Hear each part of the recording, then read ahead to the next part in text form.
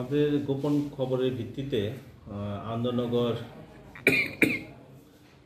মঞ্জিল হোসেনের বাড়িতে contraband items মানে ড্রাই গাঞ্জার একটা ইনফরমেশন ছিল। সেই ইনফরমেশনের মোতাবেক আমি এবং আমার ইন্সপেক্টর বিপ্লব দেববর্মা, সাব ইন্সপেক্টর তপন দাস এবং সঙ্গে ডিসিএম কবির রঞ্জন সাহা সোনামুড়া, আমরা ওই স্পটে যাই আনন্দনগর। যাওয়ার পর আমরা মঞ্জিল হোসেনের বাড়িতে বিভিন্ন জায়গায় তল্লাশি করি উইথিন দ্য কমপ্লেক্স।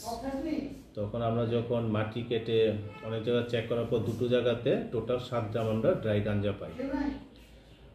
সবগুলো ড্রামের গাঞ্জা যা আছে সেটা টোটাল ওয়েট 325 কেজি এবং মঞ্জিল হককেও অ্যারেস্ট করা হয়েছে। এবং এই প্রসিজারটা আমরা বিকেলবেলা পর্যন্ত এই প্রসিজার চলে।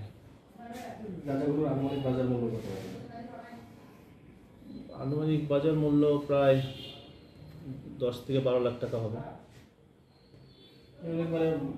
পাচার করার জন্য রাখা হয়েছিল বাকি। অবশ্যই দামের যে পজিশন এবং দামের যে ওয়েট, এর পেছনে তো র্যাকেট থাকতে পারে, সেটা তদন্ত সাপেক্ষ।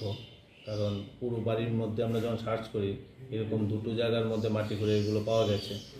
আমার ওকে ইন্টারোগেট করলে হয়তো বা অন্য কেউ ইনভলভ আছে কিনা সেগুলো বের করা যাবে। যেই জায়গাতে আপনারা ড্রামগুলি পেয়েছেন এটা কি তার ব্যক্তিগত জুতের জায়গা? হ্যাঁ, না ফরেস্ট ল্যান্ড? না, বাউন্ডারি দেওয়া ওর ব্যক্তিগত জুতের জায়গায়, কারণ ওর বাড়ির আমরা সমস্ত নথিপত্র দেখলাম, ওটা ওর ব্যক্তিগত জায়গায়।